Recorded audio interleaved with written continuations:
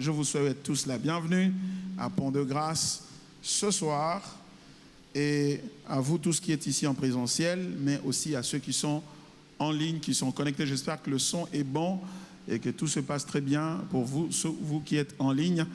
Et bien, s'il y a des soucis, veuillez le manifester dans le chat pour qu'on sache que le son est bon ou pas. Alléluia. Alors, veuillez vous manifester. Est-ce que le son est bon? Voilà, le son est bon pour l'instant. Merci. Voilà. OK, il est bon. Oui, le son est bon. Gloire à Dieu. Allez, nous vous saluons, vous tous qui êtes en ligne. Soyez les bienvenus. Et nous voulons aussi votre participation active à cette rencontre de mardi. Nous allons étudier la parole de Dieu. Si vous vous souvenez correctement, la fois dernière, nous avons commencé à réfléchir, à parler en fait des fonctions de l'Évangile, les fonctions de l'Évangile. Nous avons parlé des trois fonctions. L'Évangile confronte, l'Évangile transforme et l'Évangile reforme. Ces trois fonctions sont très importantes et quand nous lisons le texte qui fait l'objet de notre analyse ici, il s'agit bel et bien du texte de 1 Corinthiens chapitre 2. Je vais les lire un peu en kangourou, c'est-à-dire en sautant, mais juste pour nous rafraîchir la mémoire. Vous avez remarqué que nous nous attardons longuement sur ce texte, mais c'est justement parce que ça améliore notre compréhension de l'Évangile. Nous avons besoin de nous y attarder pour absorber le maximum possible que ce texte nous offre en termes de compréhension, en termes d'explication de l'Évangile. Car le thème, rappelez-vous, le thème de notre enseignement, c'est Christ crucifié, l'Évangile pour la vie. Christ crucifié, l'Évangile pour la vie. Alors, je retourne en 1 Corinthiens chapitre 2.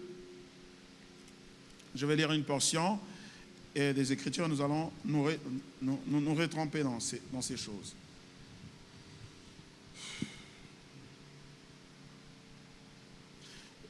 Je commence au chapitre 1 Corinthiens 1, verset 22.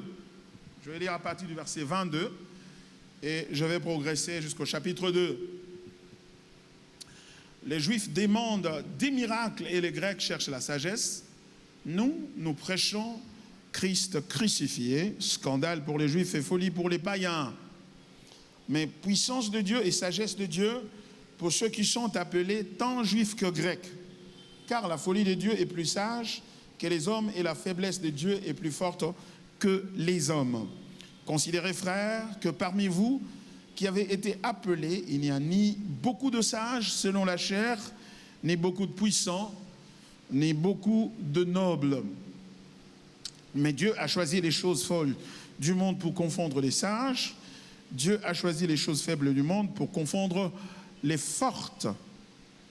Et Dieu a choisi les choses viles du monde et celles qu'on méprise, celles qui ne sont point, pour réduire à néant celles qui sont, afin que nulle chair ne se glorifie devant Dieu. Or, c'est par lui que vous êtes en Jésus-Christ, lequel, de par Dieu, a été fait pour nous sagesse, justice et sanctification et rédemption.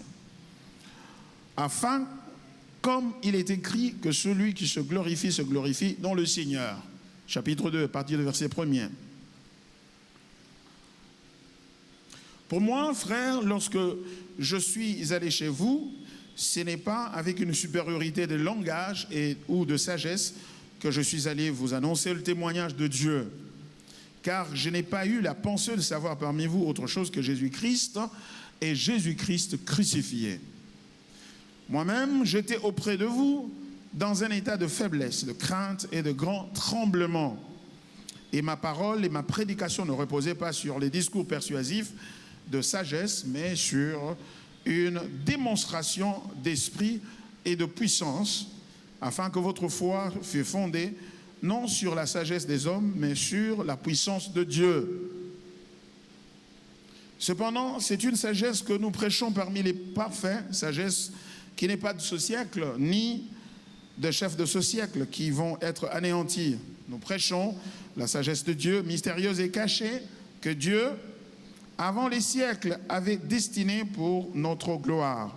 Sagesse qu'aucun des chefs de ce siècle n'a connue, car s'ils l'eussent connue, ils n'auraient pas crucifié le Seigneur de gloire. Mais comme il est écrit, ce sont des choses que l'œil n'a point vues, que l'oreille n'a point entendues, qui ne sont point montées au cœur de l'homme. Des choses que Dieu a préparées pour ceux qu'il aime. Dieu nous les a révélées par l'Esprit, car l'Esprit sont tout, même les profondeurs de Dieu. Amen. On va s'arrêter là. Paul, très clairement ici, parle aux croyants, aux chrétiens, ceux qui étaient sauvés et qui se sont constitués en église dans la ville de Corinthe. C'est comme si aujourd'hui, Paul écrirait aux chrétiens qui sont dans les églises à Kinshasa, par exemple. Et ici, remarquez très bien que quand il est en train de leur parler, il leur parle de la singularité, la particularité de l'évangile comparativement aux philosophies et aux croyances qui dominaient à l'époque. C'est-à-dire que Paul, très clairement, d'une part, confronte ces croyances et montre très clairement que ces croyances-là étaient différentes de l'évangile, de sa substance, de sa nature et de ses implications. Il dit, les Juifs cherchent la puissance, ils cherchent la puissance. Que dis-je? Des miracles. Ils cherchent des miracles, des surnaturels. Les Grecs cherchent la sagesse. Mais nous prêchons Jésus-Christ. Nous prêchons une personne, nous ne prêchons pas une philosophie, nous ne prêchons pas une puissance, nous ne prêchons pas une force quelconque, mais nous prêchons une personne, le Fils de Dieu, qui s'est incarné, qui a porté la chair humaine et qui a accompli l'œuvre de la rédemption, par laquelle Dieu démontre sa puissance, l'œuvre par laquelle Dieu démontre sa sagesse. Et c'est une sagesse telle qu'elle est différente de la sagesse de ce monde et des philosophies de ce monde. Alors c'est ainsi que nous avons dit que l'évangile, nous l'avons défini, nous avons parlé de ses caractéristiques, de 8 caractéristiques au total, 9 pratiquement, et maintenant nous parlons de ses fonctions qui sont observables dans la société où il arrive cet évangile-là. Nous avons dit que l'évangile confronte toute croyance, toute culture. L'évangile, c'est-à-dire confronte, c'est-à-dire s'oppose à toute forme d'articulation culturelle, de croyance, de philosophie et de la sagesse des hommes. C'est totalement différent de ça. Et nous avons dit, deuxièmement, en ceux qui croient en cet évangile, l'évangile les transforme. L'évangile transforme les vies de gens. Ça transforme le cœur, ça transforme notre nature. La Bible dit, lorsque quelqu'un est en Christ, il est une nouvelle créature. Les choses anciennes sont passées, voici toutes choses sont devenues nouvelles. C'est-à-dire qu'il est une nouvelle créature parce qu'il a été transformé. L'évangile ne vient pas nous améliorer. L'évangile ne vient pas à côté des croyances traditionnelles pour les renforcer, pour les améliorer, les compléter, ou faire ce que ces croyances-là ne pouvaient pas faire. Non, l'évangile apporte une transformation. Une transformation, et cette transformation est intérieure. Ce n'est pas que tu étais noir, tu deviens blanc, non. Mais tu étais pécheur, tu deviens un enfant de Dieu. Dieu te donne un cœur nouveau, il prend sa parole, sa loi, il écrit sur votre cœur et il fait en sorte que vous lui obéissez. Et troisièmement, l'évangile réforme, c'est-à-dire ça change la vue du monde, ça change les ambitions, ça change les objectifs, ça change la vision que vous avez. Dans ce monde, nous sommes influencés par deux forces. D'une part,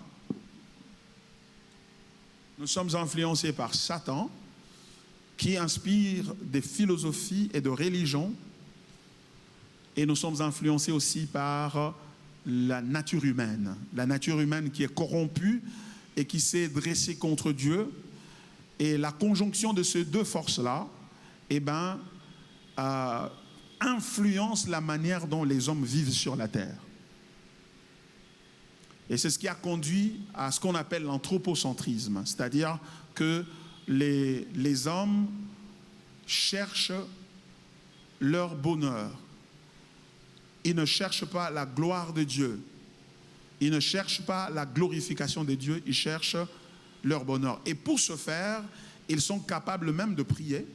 Ils sont capables de lire la Bible et de s'improviser en religieux, en personne morale, en s'abstenant du mal, en faisant ce qui est bien, parce que cet engagement à la bonne moralité permet d'éviter des problèmes, d'éviter des infractions qui peuvent vous conduire possiblement à l'incarcération, c'est-à-dire à l'emprisonnement, et qui peuvent vous causer des ennuis.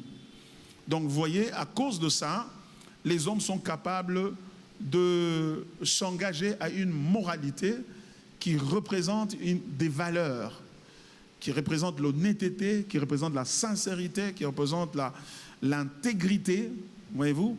Les hommes sont capables de faire ça. Pourquoi? Pour leur bien. Aucun homme ne le fait pour la gloire de Dieu. Alors, c'est comme ça que nos cultures et notre environnement est inondé des valeurs morales, des valeurs religieuses, des valeurs spirituelles, les valeurs culturelles, etc., qui influencent le comportement des hommes. Mais lorsque nous recevons l'évangile, l'évangile a pour capacité de réformer notre vision du monde, notre manière de concevoir la vie et de l'interpréter. Voyez-vous? Et cette reformation est centrée sur la gloire de Dieu. L'apôtre Paul dit dans 1 Corinthiens chapitre 10, verset 31, que vous mangez, que vous buviez, que vous fassiez quoi que ce soit, faites tout pour la gloire de Dieu. Vous voyez? L'évangile est évangile, c'est-à-dire que toute proposition ou toute articulation qui se présente à vous, pour savoir si elle correspond, cette articulation donc à l'évangile, il faut qu'il y ait ces trois fonctions, la confrontation, la transformation et la réformation. C'est pourquoi nous avons commencé à maintenant épulcher certaines articulations d'évangile qui sont assez courantes. Aujourd'hui, dans notre société, nous avons par exemple l'évangile dit de la prospérité, l'évangile dit de la délivrance et l'évangile dit de la grâce, de l'hyper-grâce, un évangile qui circule considérablement ces derniers temps. Alors, l'évangile de la prospérité, vous vous rappelez, nous avons dit que cet évangile-là n'est pas un évangile pur. C'est une déformation de l'évangile. Pourquoi? Entre autres raisons, c'est que ces trois fonctions de l'évangile ne sont pas respectées. Pourquoi? Parce que l'évangile dit de la prospérité, c'est un évangile qui nous invite à croire que parce que Jésus a pris notre place à la croix, il s'est fait pécheur afin que nous soyons saints, il s'est fait pauvre afin que nous soyons riches. Par conséquent, nous ne devrions pas être pauvres. Un chrétien, un vrai chrétien qui croit au Seigneur Jésus-Christ, qui craint Dieu, qui fait la volonté de Dieu, ne peut jamais être pauvre. C'est ce que cet évangile-là soutient. Et ça, c'est une falsification. Pourquoi? Parce qu'un tel évangile ne fait que caresser les hommes dans le sens du poil. Pourquoi? Parce que tout le monde veut se définir par rapport au matériel. C'est un évangile matérialiste qui tire son essence, qui tire sa motivation par l'acquisition du matériel, par l'acquisition des avoirs, par l'acquisition de l'argent, par le désir de s'enrichir. OK? Par le désir de s'enrichir. Et Et donc cet évangile valide la recherche matérialiste au lieu de la confronter. C'est un évangile qui a vu le jour aux États-Unis avec un gars qu'on appelle I.W. Kenyon. Kenyon, c'est K-E-N-Y-O-N. Kenyon. Voilà. C'est lui le père de l'évangile de la prospérité et que Kenneth Hagin d'ailleurs a beaucoup copié. Il a fait du plagiat dans la plupart de ses livres du travail de Kenyon, de E.W. Kenyon. Et cela est largement documenté aujourd'hui. Si vous allez sur la toile, vous allez sur Perplexity ou sur ChatGPT, vous cherchez le plagiat de Kenneth Hagin et vous allez voir. Et Kenneth Hagin, qui malheureusement, c'est un pape, entre guillemets, des charismatiques et de ceux qui sont adeptes de l'évangile dit de la prospérité. Et de lui, il y a eu Kenneth Copeland, Creflo Dollar, et T.D. Jakes et tous les autres qui font partie de ce qu'on appelle le message de la foi faith. What is faith? What? Ça m'a échappé. Ça va revenir. Word of faith. There you go. Voilà. Parole de foi. Merci beaucoup. Parole de foi. Parole de foi, c'est synonyme à l'évangile de la prospérité. Et cet évangile-là a des prémices assez boiteuses et ça ne confronte pas la mentalité de ce monde. Deuxièmement, ça ne transforme pas parce que ça nourrit les désirs charnels de s'accumuler le matériel parce que le matériel devient un élément d'identité. C'est-à-dire, plus tu as beaucoup de choses, plus tu es respecté, plus tu es honoré, plus les autres te valorisent parce qu'ils pensent que ta performance, c'est-à-dire ta capacité à emmagasiner la richesse, détermine ta valeur. Et ça, c'est tout à fait contre, c'est tout à fait contre l'évangile.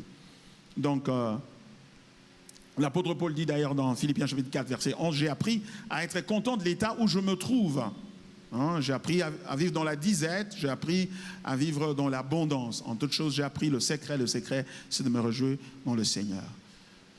Donc, un évangile qui vient nous tourner vers le matériel, la quête du matériel, c'est le prolongement de notre anthropocentrisme. Voilà, si on peut dire comme ça. Et c'est un évangile qui ne reforme pas l'homme. Ça ne reforme pas parce que c'est un évangile qui maintient les priorités mondaines. Jésus dit clairement, nul ne peut servir deux maîtres. Tu ne peux pas servir maman et Dieu. Tu ne peux pas servir l'or, l'argent et Dieu. Hein? Et le Seigneur ajoute encore en disant, ne vous amassez pas des trésors sur la terre, mais amassez-vous des trésors dans le ciel. Matthieu chapitre 6, versets 19 à 20. C'est pour cela que plusieurs personnes se sont livrées à cet évangile-là et malheureusement, quand ils n'ont pas vu ce qu'on leur avait promis, évidemment, ils ont abandonné la foi. En réalité, ils n'ont pas abandonné la foi parce qu'ils n'ont jamais été dans la foi.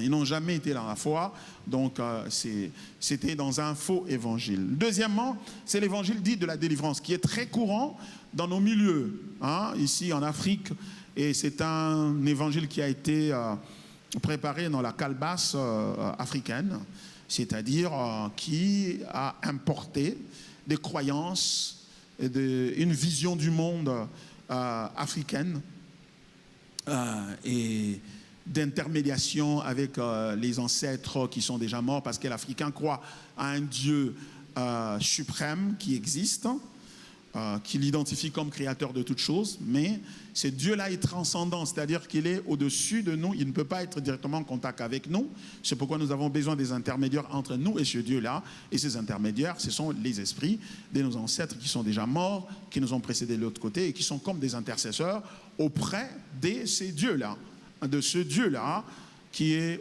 au-dessus et lointain de nous, et que nous pouvons côtoyer qu'au travers des ancêtres qui sont déjà morts.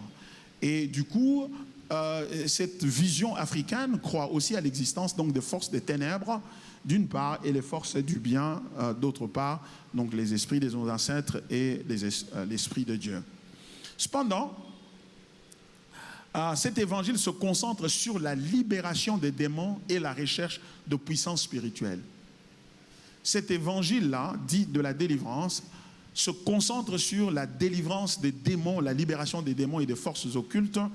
Et je passais sur le boulevard Lumumba cet après-midi et j'ai vu une sorte de caravane qui allait faisant du bruit et invitant les gens à venir au 51e, à la 51e destruction des hôtels. Voilà, ce sont ces genres de choses où l'Africain croit que il est combattu par des esprits démoniaques, des sorcelleries, etc. Ce qui est vrai. Il est combattu par ces esprits-là. Mais cependant, quand il vient au Seigneur Jésus-Christ, il croit qu'en fait, Jésus est une addition à cet écosystème-là. Jésus fonctionne comme une addition, c'est-à-dire comme un ajout. C'est-à-dire comme si l'Africain a trouvé le féticheur le plus puissant. C'est Jésus qui va maintenant le protéger selon la logique de la religion traditionnelle africaine qui reconnaît qu'il y a les sorciers, il y a des esprits mauvais, mais il y a aussi des bons esprits, etc.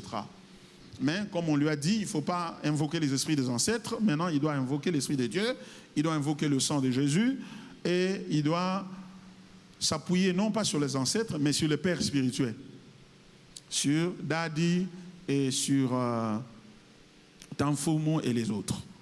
Voyez-vous? Donc, et ça, c'est un évangile qui a pour concentration la délivrance et l'acquisition de la puissance. Et la recherche de la puissance, nous l'avons dit, c'est une préoccupation qui émerge de la religion traditionnelle africaine. Ça veut dire quoi? Ça veut dire que l'Africain déjà, avant même qu'il ne rencontre le christianisme et donc Jésus-Christ, eh ben, c'était une personne qui était chaque fois à la quête de la puissance. C'est pourquoi les maisons des féticheurs existent, les maisons de ceux qui font de la nécromancie et qui dialoguent avec les morts, etc. existent. Pourquoi? Parce qu'il faut aller se faire protéger. Parce que si tu ne te fais pas protéger, il y a la sorcellerie qui est dans la famille. Un petit enfant peut attraper la sorcellerie et détruire un grand monsieur qui travaille pour le bien-être de la famille. Voyez-vous? Alors c'est cette mentalité-là de la recherche de la puissance pour se protéger et pour trouver la bénédiction des dieux, parce que l'Africain croit que le spirituel commande ou domine le naturel. Et bien c'est pour cela que lorsqu'il vient à l'église, il vient avec la même pensée.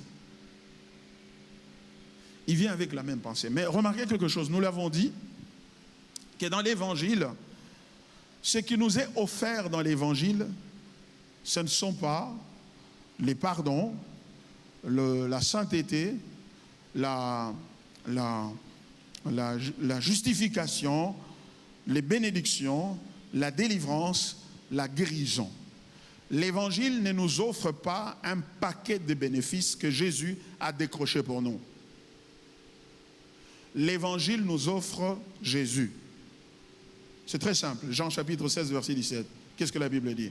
Car Dieu a tant aimé le monde qu'il a donné son Fils unique afin que quiconque croit en lui ne périsse point, mais qu'il ait la vie éternelle. Voyez-vous, le don c'est Jésus-Christ. Ce n'est même pas la vie éternelle. C'est Jésus en qui il y a la vie éternelle. C'est pourquoi dans 1 Jean 5, verset 11 à 13, l'apôtre Jean dit, et voici ce témoignage, ce que Dieu nous a donné la vie éternelle. Et cette vie se trouve en son Fils. Celui qui a le Fils a la vie, celui qui n'a pas le Fils n'a pas la vie. Le problème qu'il y a dans l'évangile dit de la délivrance et l'évangile de la prospérité et d'autres articulations des évangiles, d'autres fausses articulations d'évangiles qu'on a, c'est que ces évangiles-là ont tendance à prendre un des bénéfices de la rédemption et en faire leur poursuite, en faire sa poursuite, en faire une offre qu'on donne. Tu as Jésus, c'est bien, mais tu as besoin de la délivrance. Tu as Jésus, mais tu as besoin de prospérer. Tes affaires sont bloquées et tu n'arrives pas à avancer. Tu as besoin de s'aimer pour avoir ceci ou avoir cela. Voyez-vous? Donc, c'est-à-dire que Jésus n'est pas en fait le don de Dieu, mais c'est un moyen pour avoir ce que Dieu veut te donner. Et même le ciel aussi peut être mal présenté, et même la sanctification. Il y en a même qui ont pour spécialité la sanctification.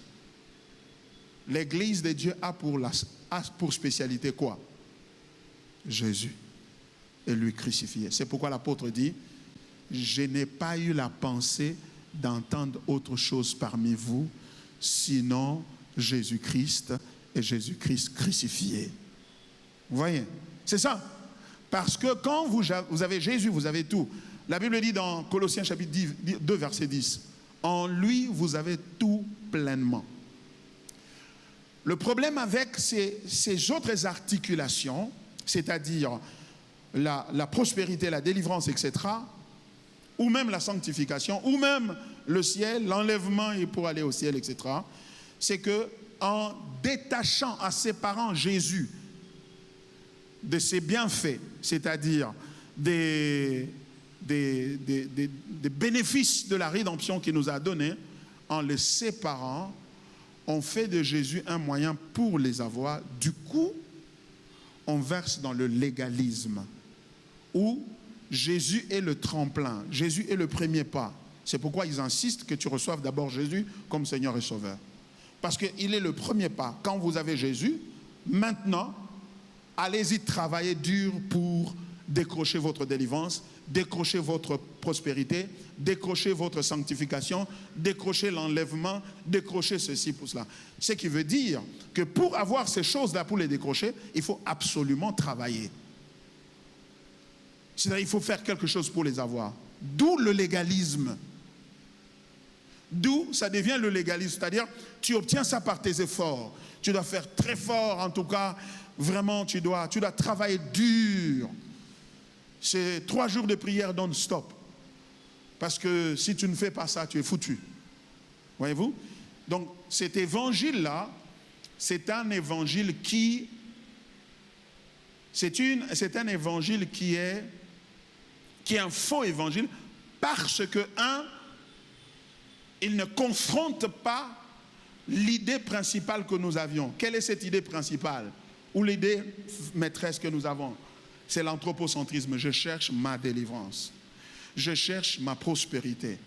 Donc, c'est moi qui suis au centre. Et par conséquent, puisque c'est mon bien qui est au centre, non, tu dois travailler pour nayo. Délivrance nayo yo. Non, tu dois travailler pour ta délivrance.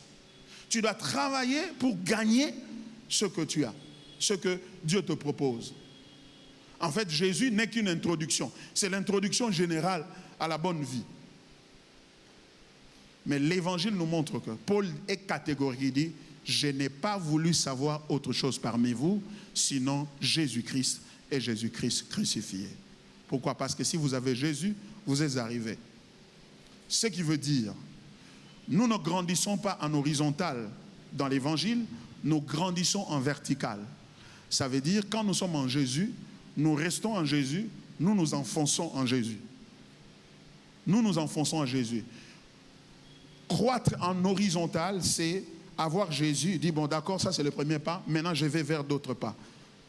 Jésus peut m'accompagner ou être avec moi, mais il ne suffit pas, parce que il faut que je prenne mes efforts, que je l'associe à Jésus pour que ça produise. Donc Jésus plus la sanctification est égale à bénédiction. Jésus plus prière de délivrance est égale à libération, délivrance. Jésus plus la sanctification est égale à l'enlèvement.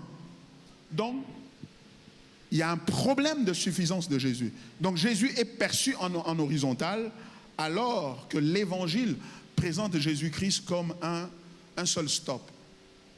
C'est comme si tu entrais dans un comment on appelle ça, le store, comment on appelle ça, supermarché, voilà. C'est comme si tu entrais dans un supermarché. Dans ce supermarché-là, il y a le rayon de boissons, il y a le rayon de pain, il y a le rayon des habits, il y a le rayon de ceci. Donc vous avez plusieurs rayons. Donc quand vous entrez là, vous vous servez une fois pour toutes. c'est un seul stop. C'est ça l'idée de l'évangile. Quand vous êtes en Jésus, vous êtes arrivé. C'est-à-dire, la meilleure chose qui devait vous arriver dans votre vie est arrivée dès l'instant où vous avez placé votre foi en Jésus et vous avez cru en lui. Par conséquent, cet évangile dit de la délivrance, il n'est pas confrontationnel. Il perpétue la quête africaine traditionnelle de contrôle spirituel. Les Africains veulent avoir des pouvoirs spirituels parce que c'est une manière, il y a au Kangisanzoto, une manière de se protéger, une manière. C'est pourquoi chaque fois on prie, oh je prie le sang, j'invoque le sang, que le sang couvre ma maison. C'est une idée fétichiste. Hein, c'est comme si, comme nous l'avons dit la fois dernière, c'est la fétichisation de Jésus. Donc, c'est la même mentalité que nous amenons. Maintenant, nous avons demandé pardon. Maintenant, demandons au sang de Jésus de nous purifier. Non. Quand tu demandes pardon, tu es pardonné parce que le sang a coulé. Tu ne peux pas être pardonné et après demander que le sang te purifie maintenant. Non, non. Le sang, c'est pour le pardon. Quand on te pardonne, ça veut dire que tu es purifié au même moment à cause du sang. Pourquoi? Parce que le sang, ce n'est pas pour toi, c'est pour Dieu. Voyez-vous? C'est quand Dieu voit le sang et il dit, à cause de ce sang, tu es juste. À cause de ce sang, tu es pardonné. Donc ce n'est pas le sang d'invoquer sur la moto, sur le bus, sur le taxi, oh que ça tapisse mon chemin, etc. Ça c'est une approche fétichiste de le faire. Donc cet évangile ne confronte pas, il perpétue la quête, la recherche traditionnelle africaine. C'est pourquoi vous voyez les gens quitter une église et une autre. Ils cherchent qui? Ils cherchent un féticheur, mais c'est un nouveau féticheur qui est féticheur au nom de Jésus, qui a plus de puissance pour prier pour lui, pour que le mal qu'il a le quitte, pour que la malédiction qu'il a le quitte. Vous voyez? Donc un chrétien digne de ce nom ne peut pas prier dans une église qui a une spécialité d'un bénéfice donné de la rédemption. C'est-à-dire, nous c'est le centre miracle, nous c'est le centre de la sanctification, nous c'est le centre de la délivrance, nous c'est le combat, nous c'est la prospérité, nous c'est la destinée. Non. N'allez pas vers une église qui fait ça. Pourquoi? Parce que tout ce qu'ils peuvent te donner, c'est ce qu'ils sont en train de te présenter. Et ce qu'ils te présentent est différent de l'évangile. Parce que l'évangile n'est pas venu te délivrer. Oh, ça peut déranger. L'évangile ne vient pas te délivrer. L'évangile ne vient pas te bénir. L'évangile ne vient pas te sanctifier. L'évangile vient te rendre semblable à Jésus.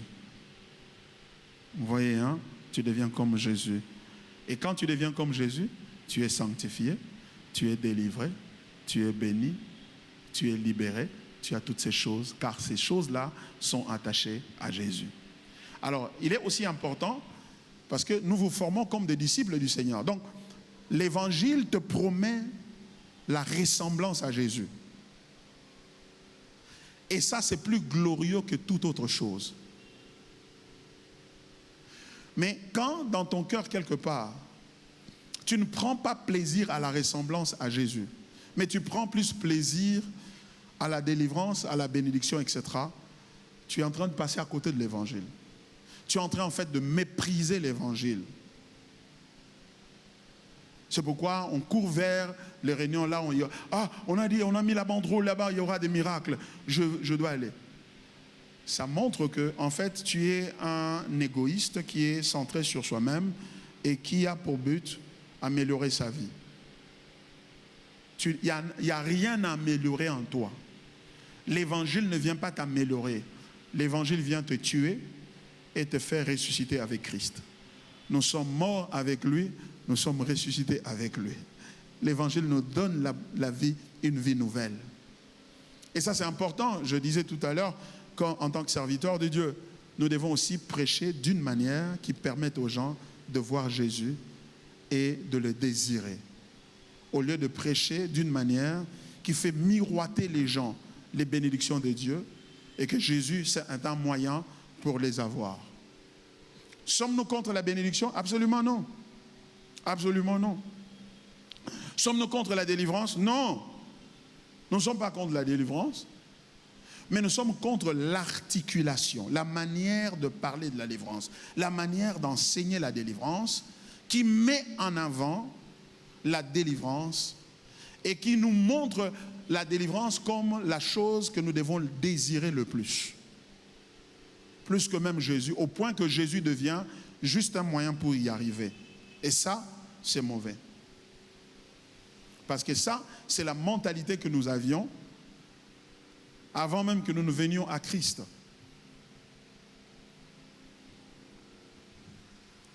Donc, puisque cet évangile-là ne confronte pas notre manière, notre désir d'acquérir la puissance et d'accumuler la puissance, eh bien, cet évangile-là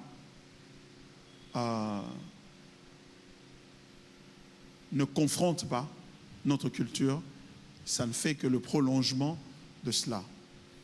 Il n'est pas transformationnel, il maintient les gens dans la peur et la dépendance. Ce n'est pas un esprit de timidité que Dieu nous a donné, mais un esprit de force, d'amour et de sagesse. 2 Timothée chapitre 1, verset 7.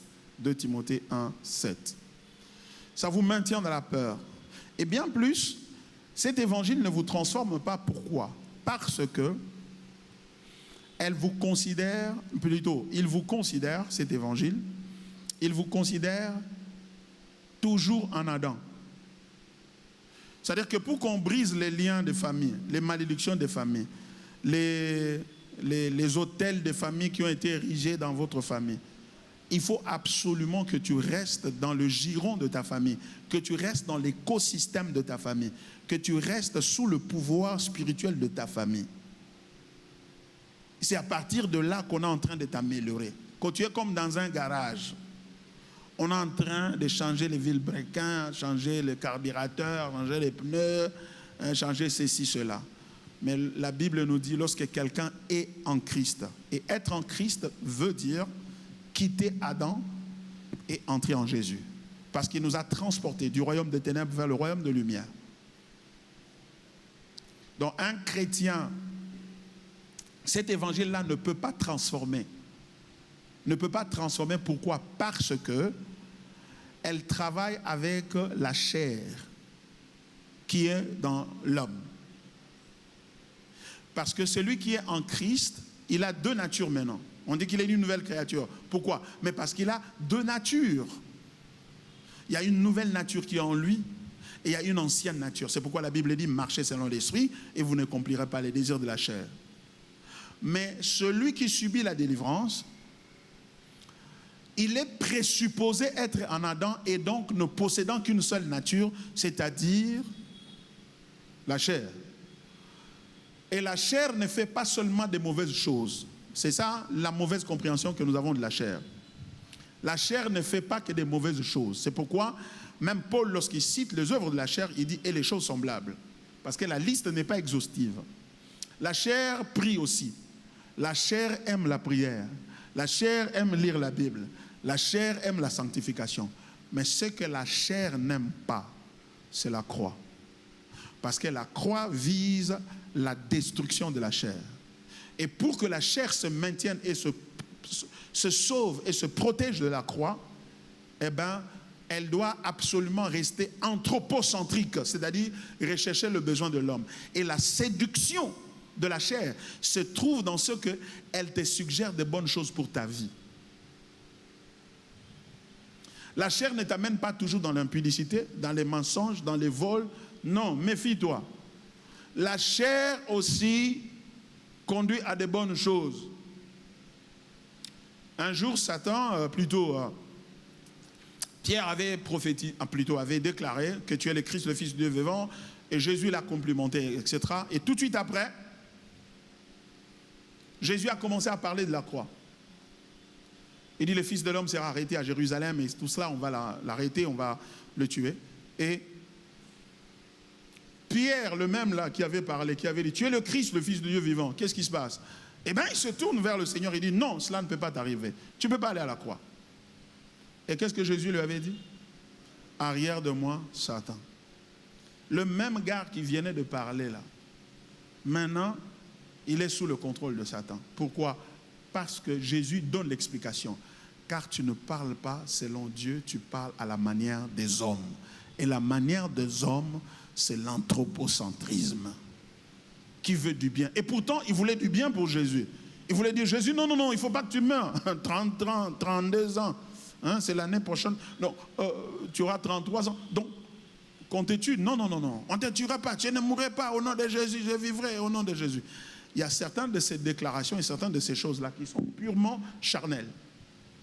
C'est pourquoi cet évangile-là, dit de la délivrance, ne supporte pas la souffrance dans la vie du croyant. Parce que la souffrance dans la vie du croyant, ce symptôme de la malédiction, symptôme de l'emprise du diable, symptôme de l'envoûtement et de tout ce qui est mauvais et de la sorcellerie, etc.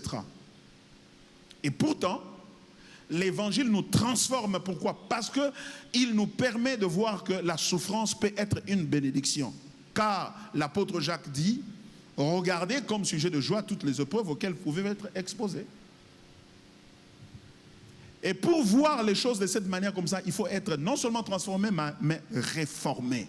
Ça change ta vue du monde. Tu comprends que si Dieu veut m'élever, il va m'abaisser. Si je veux être grand, je dois être serviteur de tous. Voyez-vous? Sinon, les autres vont appeler ça esprit de servitude. Et ça, c'est un nouveau paradigme, c'est-à-dire une nouvelle manière de réfléchir et de penser que l'évangile crée en nous. Et l'évangile qui dit, pardonne à tes ennemis.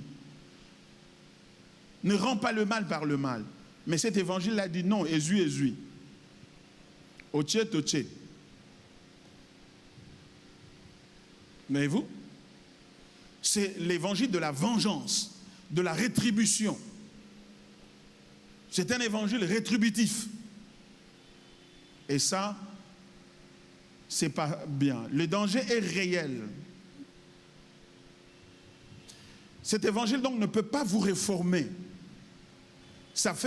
En fait, ça fait de vous un sorcier, mais au nom de Jésus. Un sorcier chrétien.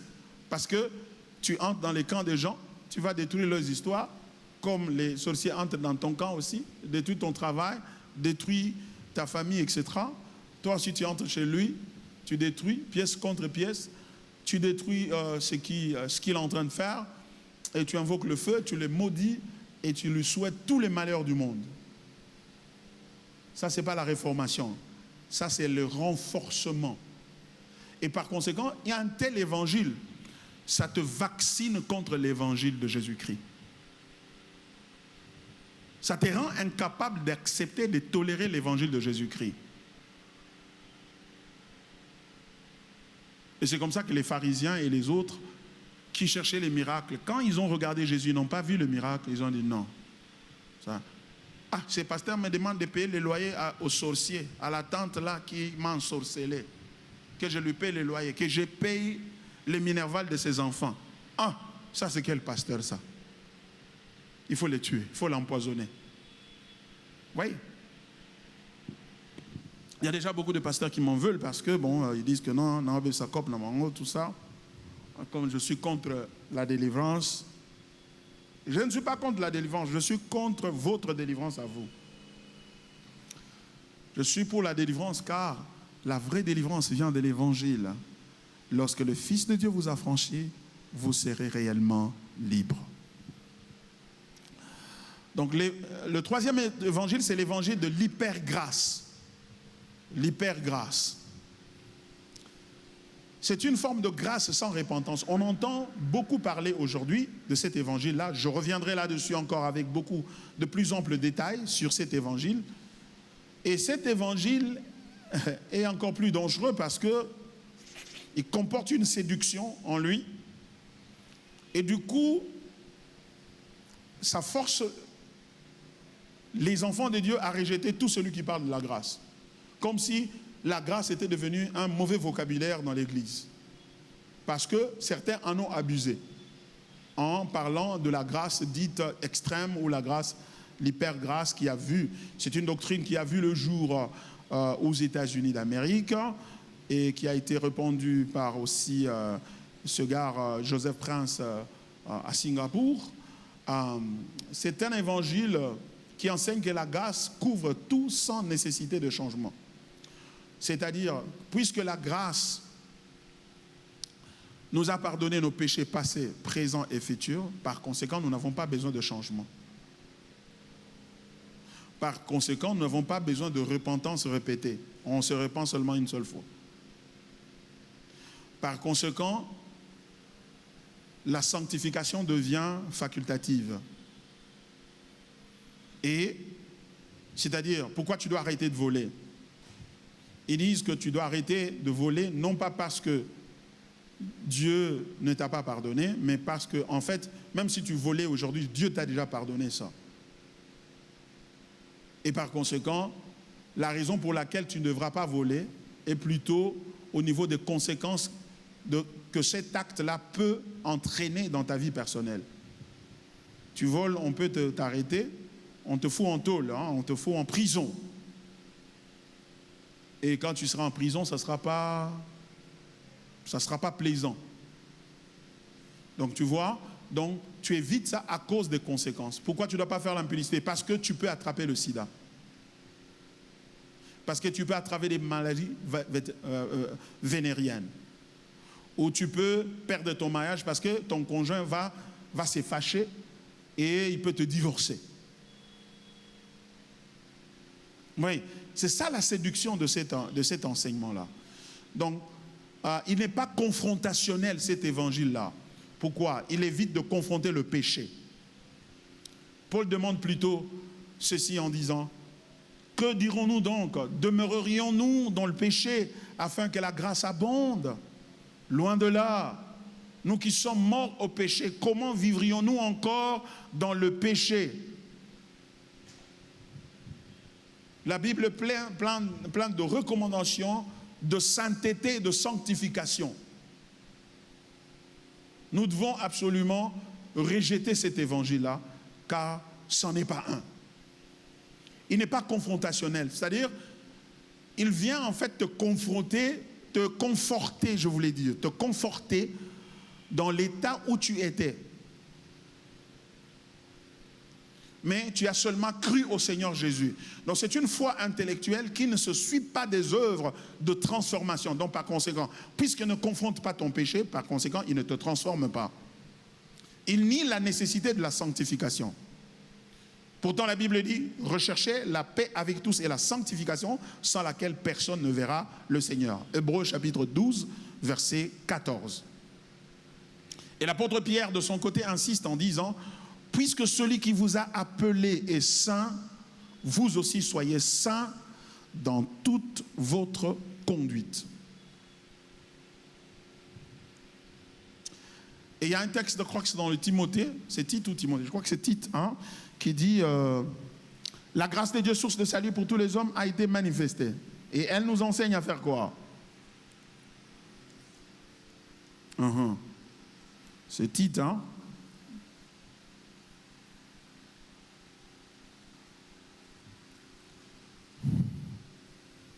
C'est quel verset? Qui a trouvé ça vite? Verset 11? Ouais. 2:11. Car la grâce de Dieu, source de salut pour tous les hommes, a été manifestée. Elle nous enseigne à renoncer à l'impiété et aux convoitises mondaines et à vivre dans le siècle présent selon la sagesse, la justice et la piété, en attendant la bienheureuse espérance et la manifestation de la gloire du grand Dieu et de notre Sauveur Jésus-Christ, qui s'est donné lui-même pour nous, afin de nous racheter de toute iniquité et de se faire un peuple qui lui appartienne, purifié par lui et zélé pour les bonnes œuvres. Oui. Très clairement, la grâce a pour but de nous transformer et de nous reformer. Pourquoi? Parce que c'est à cette condition-là que nous allons devenir comme Christ. L'appel au christianisme, c'est l'appel à ressembler à Christ. Cependant, nous n'allons pas ressembler à Christ par le légalisme. Mais rejeter le légalisme ne devrait pas nous amener dans une autre erreur qui est contiguë, qui est un cousin germain à cette première erreur, c'est-à-dire l'antinomisme. Il y a deux erreurs. La première, c'est le légalisme. Le légalisme, c'est quoi? C'est la tendance à se conformer à la loi. Donc, légal vient de la loi. Légal veut dire relatif à la loi. Donc, le désir de se conformer à la loi de manière à ce qu'en se conformant à la loi, eh ben, que Dieu nous récompense pour cet effort de nous conformer à la loi avec sa bénédiction et éventuellement avec le salut. Or, Éphésiens chapitre 2, verset 8 dit très clairement, c'est par la foi, c'est par la grâce que vous êtes sauvés au moyen de la foi. Ce n'est point par les œuvres afin que personne ne se glorifie. Et maintenant, donc Éphésiens chapitre 2, verset 8 dit, ne soyez pas légalistes.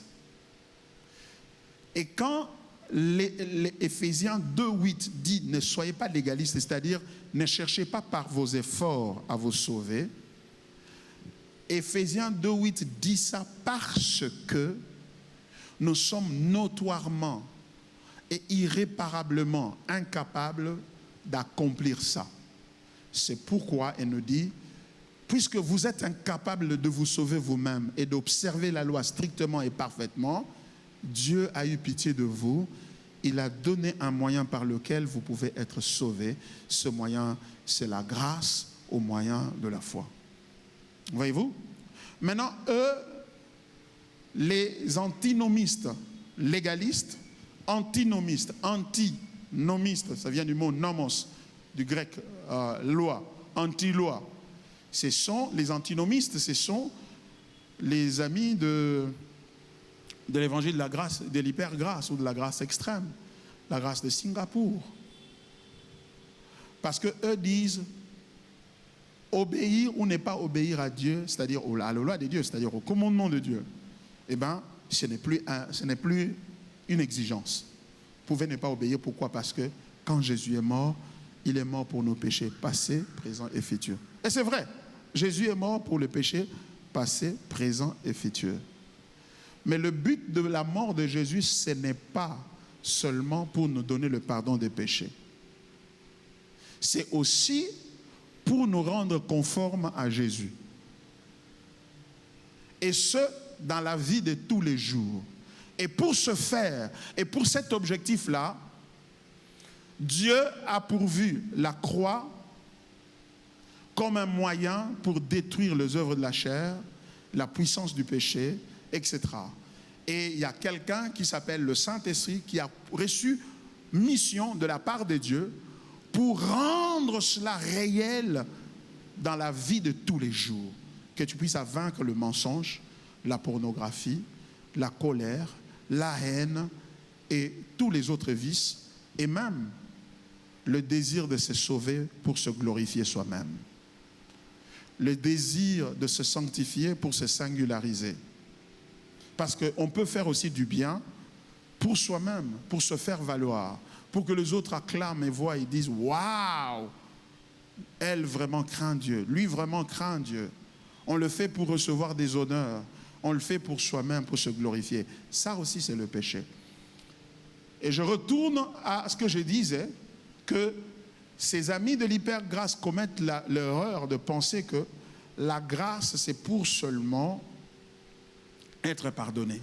Non, la grâce, ce n'est pas seulement pour être pardonné. C'est vrai, Jésus nous a pardonné les péchés passés, présents et futurs. C'est-à-dire, tous les péchés tu commettras jusqu'à la fin. Il te les a déjà pardonnés. C'est la raison pour laquelle un vrai chrétien ne peut pas perdre le salut. Cependant, la grâce a pour but ultime de nous amener à participer à la gloire de Dieu et d'être un avec Jésus et ainsi être saint comme lui. Car l'apôtre Pierre l'a dit, on l'a lu, soyez saints car votre Dieu est saint. Saint dans quoi? Dans toute votre conduite, dans tes relations avec tes parents, dans tes relations avec tes enfants, tes relations avec tes camarades, tes relations avec les gens à l'école, les relations avec tous ceux-là qui sont autour de toi. Que tu sois dans la pureté. Pourquoi? Parce que la vocation du christianisme n'est pas la vocation de se faire pardonner le péché seulement, mais c'est aussi de devenir comme Christ. C'est pourquoi il a dit, allez, faites de toutes les nations des disciples et enseignez-leur à observer tout ce que je vous ai prescrit. Donc il faut leur enseigner. Pourquoi on doit les enseigner, leur enseigner? Mais pour qu'ils changent. Maintenant alors, donc on vient à l'église, on vient seulement pour ça. Il y a quelqu'un qui écrit, maman Marla Feza, qui écrit, un chrétien, oh, c'est parti. Est-ce que vous pouvez me remettre ça? Here we go. Un chrétien ne peut perdre son salut car les péchés présents, passés, futurs sont pardonnés. Exactement. Sont déjà pardonnés. Le chrétien ne peut pas perdre le salut parce que le désir de sauver le chrétien est venu de Dieu. Et pour Dieu, sauver le chrétien ne veut pas dire lui donner Jésus pour qu'il vienne vivre dans son cœur. Non. Son but, sauver le chrétien, c'est lui donner Jésus afin que Jésus le rende capable de se présenter devant Dieu à la fin de temps, juste et irrépréhensible. C'est ce que le texte biblique dit. Éphésiens chapitre 1, verset 4. En lui, Dieu nous a élus avant la fondation du monde afin que nous soyons saints et irrépréhensibles devant lui. Vous voyez? Que nous soyons saints et irrépréhensibles. C'est-à-dire quoi? C'est-à-dire au dernier jour, lorsque Dieu se tient devant l'univers et toute l'humanité pour juger l'humanité, et bien que ce jour-là, nous, quand nous venons pour répondre à lui, que nous soyons saints et irrépréhensibles.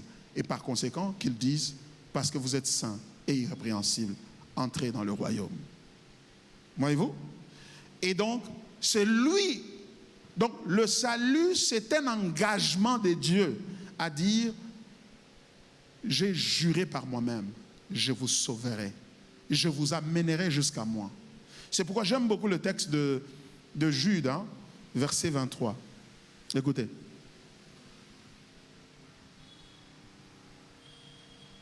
Jude, where are you at? Ok. Jude dit ceci. Versets 24 et 25 plutôt. Jude. Il n'y a qu'un seul chapitre dans Jude. Hein? Le texte biblique dit ceci. Or, à celui qui peut vous préserver de toute chute et vous faire paraître devant sa gloire, irrépréhensible, dans l'allégresse. Qui va être dans l'allégresse? C'est toi. À Dieu seul, notre Sauveur, par Jésus-Christ, notre Seigneur, soit gloire, majesté, force et puissance dès avant tous les temps et maintenant et dans tous les siècles. Amen. Ça, c'est la doxologie, la glorification de Dieu. Jude s'exclame et dit, or à celui qui peut vous préserver de toute chute pour que vous ne perdiez pas le salut.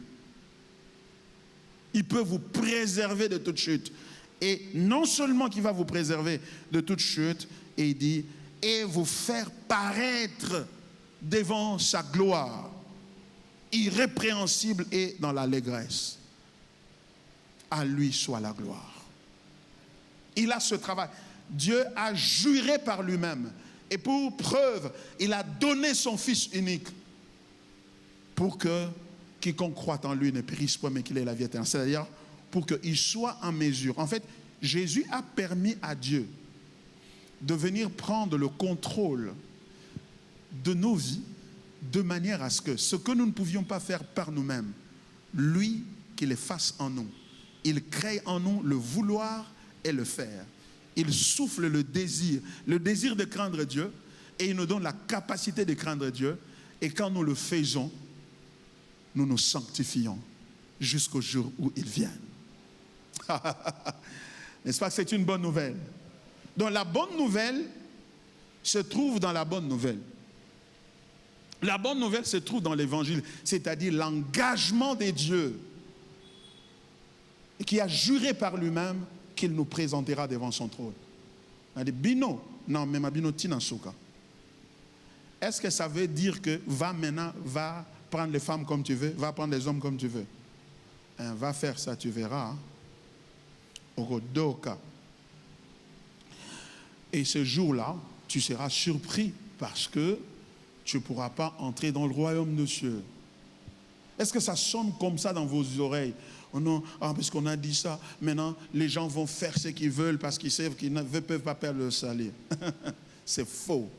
Si vous voyez les gens dire comme ça, eh ben ça veut dire qu'ils ne l'ont pas connu. Ils ne l'ont pas rencontré. Parce qu'il y a une différence entre être dans l'église et rencontrer le Seigneur. Il y a une différence entre prier beaucoup et connaître le Seigneur. Or, la vie éternelle, c'est qu'ils te connaissent, toi, le seul vrai Dieu, et celui que tu as envoyé, à savoir Jésus-Christ. Et quand vous connaissez le Seigneur, eh bien, vous allez vous abstenir du péché. Vous allez haïr le péché. Vous allez haïr le mal. Mais cet évangile ici n'est pas confrontationnel. Par conséquent, il n'est pas transformationnel et il n'est pas non plus réformationnel. Attention à cet évangile de la grâce. L'évangile, c'est un évangile de la grâce. Mais ça s'appelle la grâce extrême ou l'hyper-grâce. C'est comme ça qu'ils appellent ça. Nous aussi, nous confessons la grâce. Nous aussi, nous enseignons la grâce. Mais nous enseignons la grâce selon les Écritures.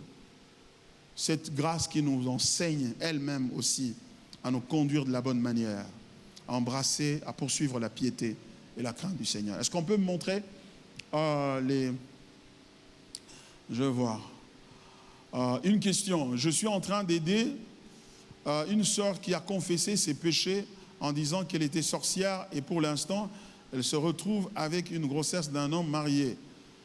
Sa famille pense qu'elle n'a pas encore abandonné la sorcellerie. Il y a des moments où je me pose la même question si elle a réellement abandonné la sorcellerie. Dites-moi, pasteur, comment aider cette sœur à grandir dans sa marche? La vraie connaissance de Christ prouve notre attachement à lui et nous fait vivre, prier différemment des autres. Voilà. Bon. Ce que nous sommes en train de faire ici, Maman Marla, merci beaucoup pour cette question. Ce que nous sommes en train de faire ici, c'est de nous préciser vraiment ce que c'est que l'évangile. Parce que chaque fois, souvent, certaines personnes, on les a appelés les sœurs ou les frères, comme pour dire qu'ils sont déjà des enfants de Dieu alors qu'ils ne l'ont jamais été, parce que ce qu'ils ont entendu, ce n'est pas l'évangile, c'est autre chose. C'est pourquoi nous avons besoin, nous-mêmes, qui voulons être en mesure d'aider les autres, de pouvoir nous imprégner des contours bibliques, c'est-à-dire de comprendre l'évangile tel que la Bible nous l'enseigne véritablement, de sorte que nous soyons en mesure d'aider les autres. Mais si cette sœur-là avait déjà, comme elle vous a confessé les péchés, et elle a reconnu qu'elle est dans la sorcellerie, etc., et vous l'avez amenée à Christ, vous l'avez présenté l'évangile, elle a vu l'évangile, elle a cru l'évangile, elle a compris l'évangile, et il a déclaré sa foi en l'évangile, eh bien la Bible dit, sur base de ça, cette personne est sauvée. Mais quand la personne est sauvée, elle ne devient pas parfaite le même jour. Elle peut encore avoir encore des actes ou des habitudes ou des choses qu'elle fait qui sont encore du monde ou de la vieille nature. Pourquoi? Mais parce qu'il est né de nouveau, il est encore un bébé spirituel par rapport à l'évangile, elle lutte encore avec les mauvaises habitudes. Même si cela veut dire tomber enceinte. Il y a des gens qui sont chrétiens, qui sont dans l'église, qui ne tombent pas enceintes, mais qui font pire que tomber enceinte. Voyez-vous? Pourquoi? À cause de cette réalité de la chair qui est encore en nous. Le fait qu'elle soit tombée enceinte ne veut pas nécessairement dire qu'elle n'est pas encore chrétienne ou qu'elle est encore dans la sorcellerie.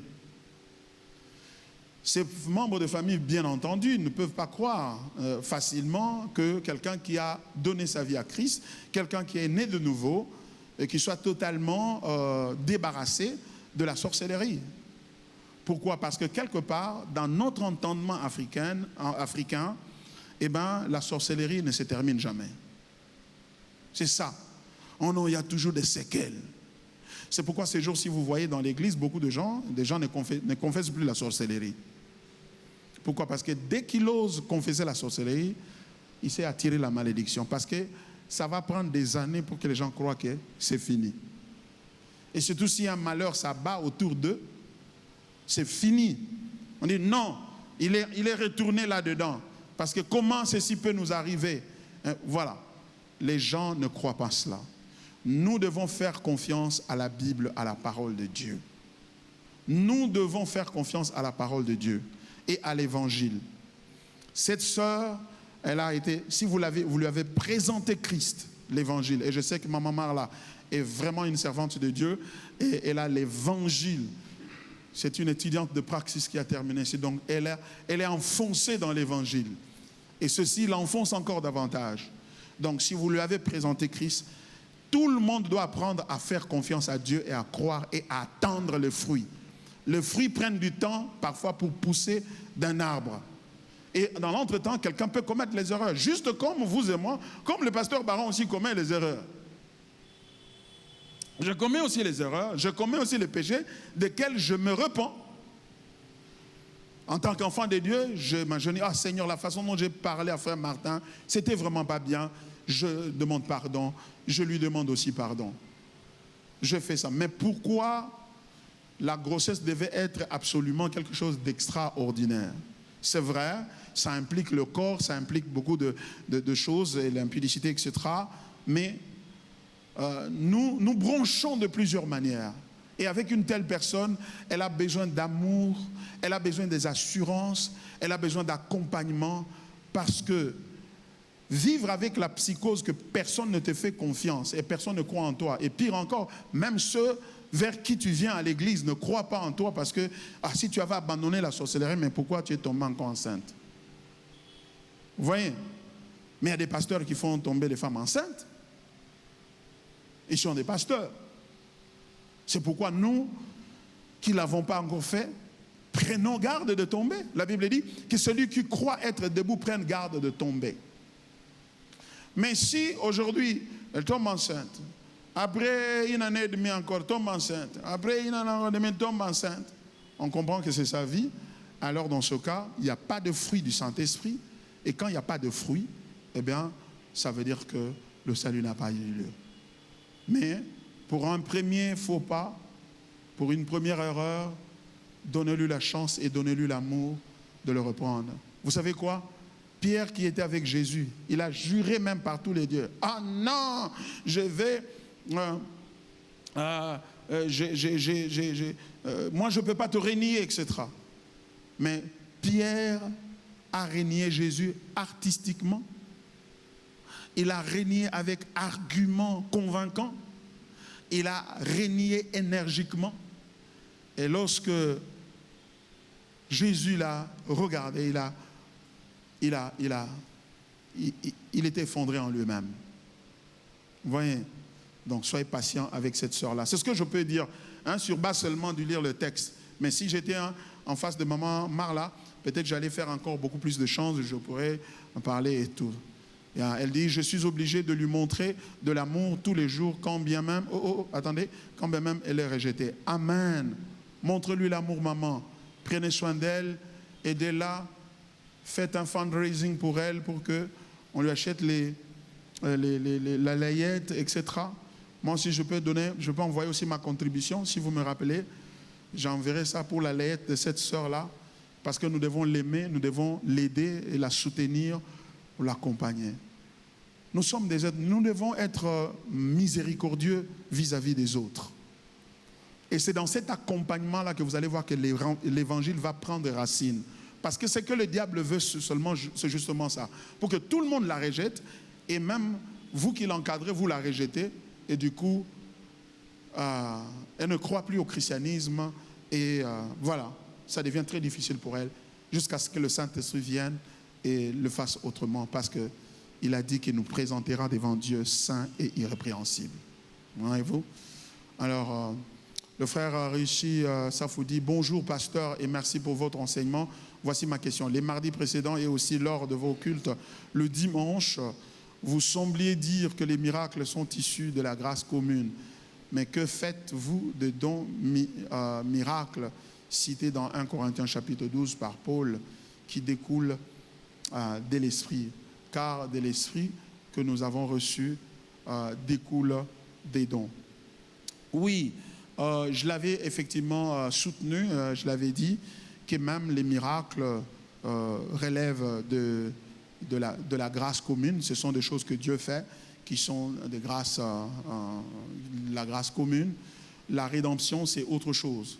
La rédemption porte sur notre pardon, notre justification, notre sanctification, notre glorification, notre capacité à redevenir comme Jésus et à ressembler à Jésus, à faire la volonté de Dieu.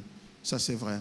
Mais dans la vie de tous les jours, dans la vie de l'Église, Dieu a donné aussi des dons. Les dons qui fonctionnent dans la vie de l'Église, dans la vie des enfants de Dieu, ils sont certes la conséquence de la rédemption. Ils sont certes la conséquence de la rédemption parce que c'est en vertu du Saint-Esprit, de l'œuvre que Christ a accomplie, que le Saint-Esprit vient et donne ces dons-là. Mais les dons qui sont donnés aux enfants de Dieu, c'est-à-dire aux serviteurs de Dieu, aux enfants de Dieu, en vue de l'édification de l'Église, ce sont des dons de rédemption parce que ces dons-là sont donnés en vue de l'édification de l'Église, en vue de la construction de l'Église, de la fortification des enfants de Dieu, de les encourager, etc. Mais ça ne veut pas dire que tous les miracles qui se font à l'Église sont miracles essentiellement qui sont des dons du Saint-Esprit.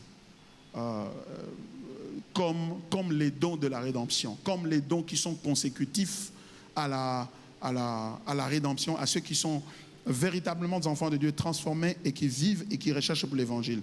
Remarquez que les dons dont l'apôtre Paul parle, même au chapitre 12 de Corinthiens, ce sont des dons que Dieu a répandus pour l'édification du corps de Christ. Ce n'est pas des dons qui devraient devenir comme étant le cachet ou le sceau du ministère, dans ce sens où quelqu'un se dirait, bon non, notre église c'est le centre des impacts des miracles, centre miracle, centre de guérison, centre de ceci.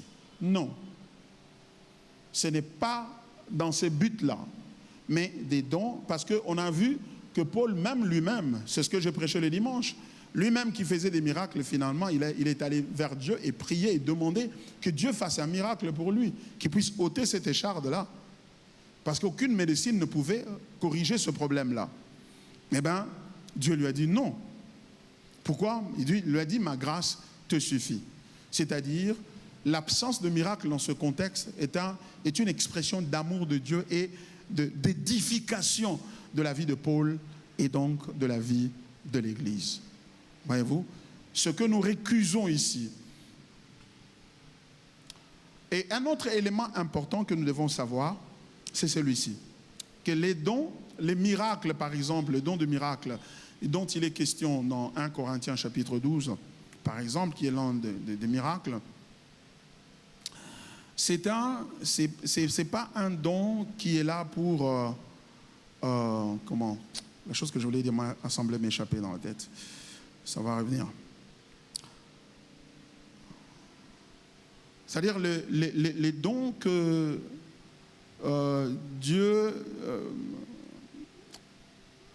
vous voyez les miracles que Jésus a fait avant d'aller à la croix.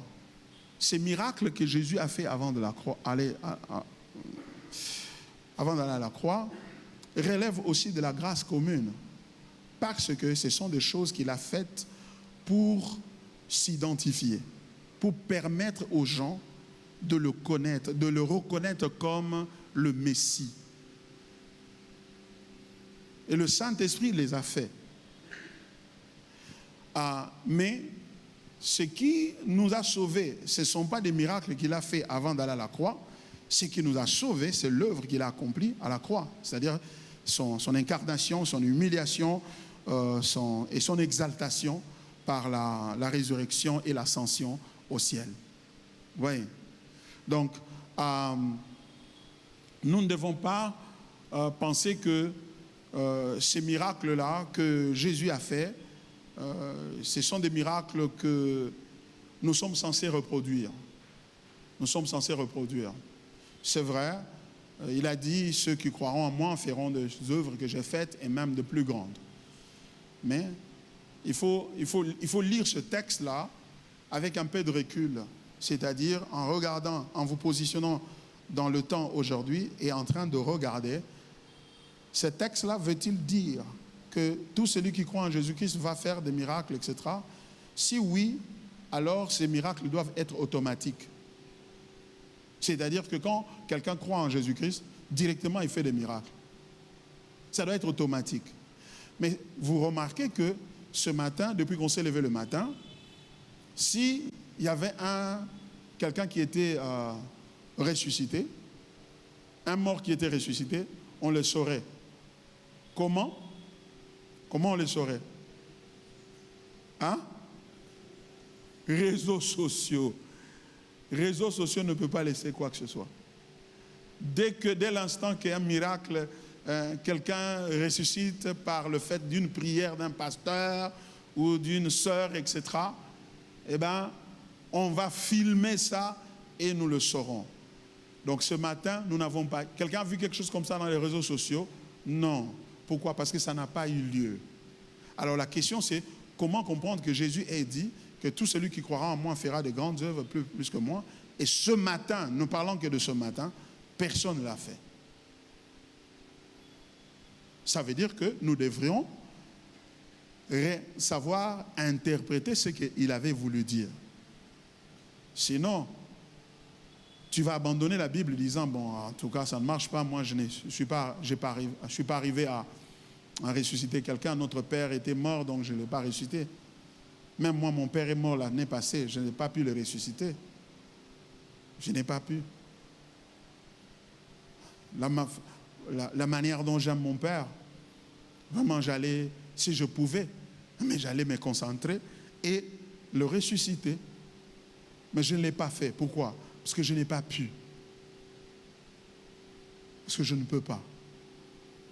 Par conséquent, je dois comprendre que quand il dit les miracles, etc., les dons que nous avons par l'Esprit, etc., et voilà ce que je voulais dire, m'est revenu à l'Esprit. C'est-à-dire que quand Dieu fait les miracles, même pour ceux qui sont dans 1 Corinthiens chapitre 12, quand on fait ça pour les non-croyants, Dieu peut faire ça pour les non-croyants qui ne croient même pas en lui. Il fait des miracles pour eux. Et cependant, ils ne se convertissent pas. Qu'ils ne viennent pas à Jésus. Donc ça veut dire quoi? Ça veut dire que le miracle relève de la grâce commune. Ce sont des choses que Dieu fait sur les bons et sur les méchants. Mais ce qui concerne le salut, la rédemption, le bénéfice de l'œuvre de la croix, ça ne s'applique que sur les élus de Dieu. Voilà. Voilà, je crois que j'ai répondu aux questions qui étaient là-bas. Y a-t-il des gens qui ont des questions ici?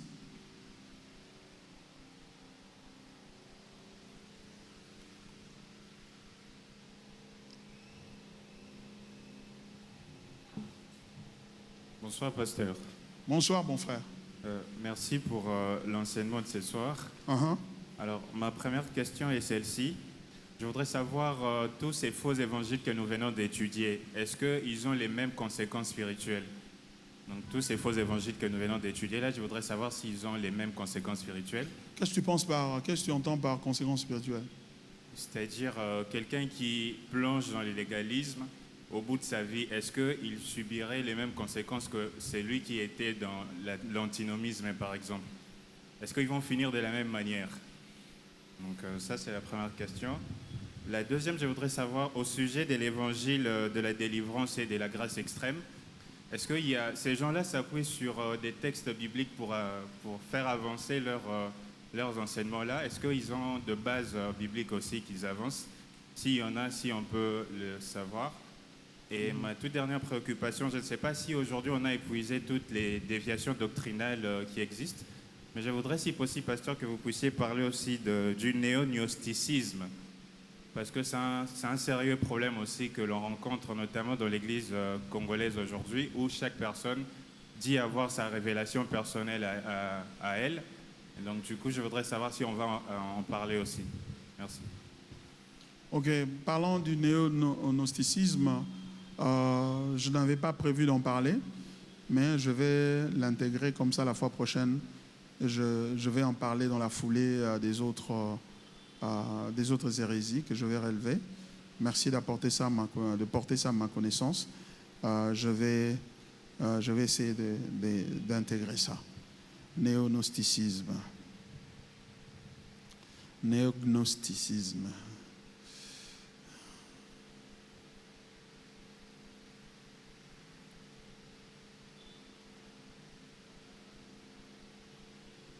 Ok. La première question, c'était quoi? C'est pour ça que j'aime bien prendre les questions. Les mêmes conséquences. Bon, je ne suis pas vraiment très au clair en ce qui concerne ce que tu entends par conséquence, mais voici ce que je peux dire si ça peut s'approcher de ça. Sinon, tu peux toujours faire un retour et je peux éclairer. La seule chose qui sauve, c'est l'évangile de Jésus-Christ. Toute déviation par rapport à cet évangile-là n'apporte pas le salut, par conséquent, n'apporte pas le pardon des péchés et n'apporte pas la transformation dont nous avons besoin. La transformation dont nous avons besoin. Et donc la ressemblance à Christ, ça n'apporte pas ça. Donc à cet égard-là, je peux dire que ce sont les mêmes conséquences. Si conséquence veut dire ne pas être sauvé et donc ne pas ressembler à Christ et par conséquent ne pas être satisfait dans sa vie, satisfait en Christ, eh bien, ce sont les mêmes conséquences. Parce que dès que vous déformez l'évangile, et remarquez que la déformation consiste fondamentalement à décentrer Dieu, à placer l'homme au centre et enlever Dieu au centre. Donc, ce que toutes ces déviations ont en commun, c'est l'anthropocentrisme. Or, Dieu a dit, je ne donnerai ma gloire à personne. Donc, par conséquent, et c'est ce qui fait l'attrait ou la séduction de ces articulations. Pourquoi? Mais parce que ça semble travailler pour nos intérêts. La délivrance, les démons vont partir, tu seras libre, maintenant ce qui t'est bloqué va partir et donc tu seras béni. Oui.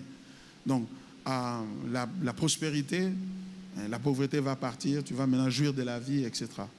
Donc, c'est toujours centré sur soi. L'hyper-grâce, oui, donc maintenant que le péché, la loi n'existe plus, la sanctification n'est plus une exigence, eh ben, tu peux maintenant jouir de la vie. Même, sois seulement prudent, que tu ne commettes pas des péchés qui peuvent créer des conséquences.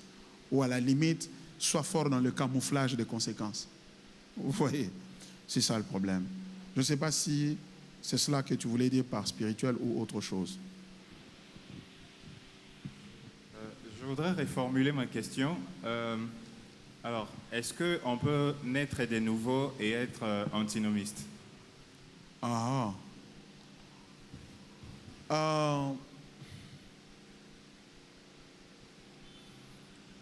Je pense qu'il est possible de naître de nouveau et d'être encore antinomiste. Pas vraiment fondamentalement antinomiste. Pas fondamentalement antinomiste, mais c'est-à-dire que on peut écouter le vrai évangile et qu'on soit sauvé, mais que par la suite, on s'expose à l'antinomisme et qu'on verse dans l'antinomisme. C'est possible. On peut être aussi légaliste, on peut aussi être né de nouveau, mais aussi légaliste.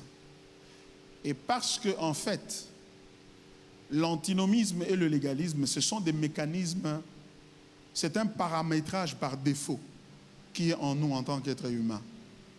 C'est un paramétrage par défaut.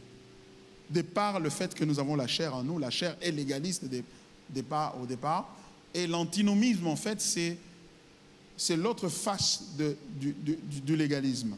C'est la même réalité, c'est la même chose.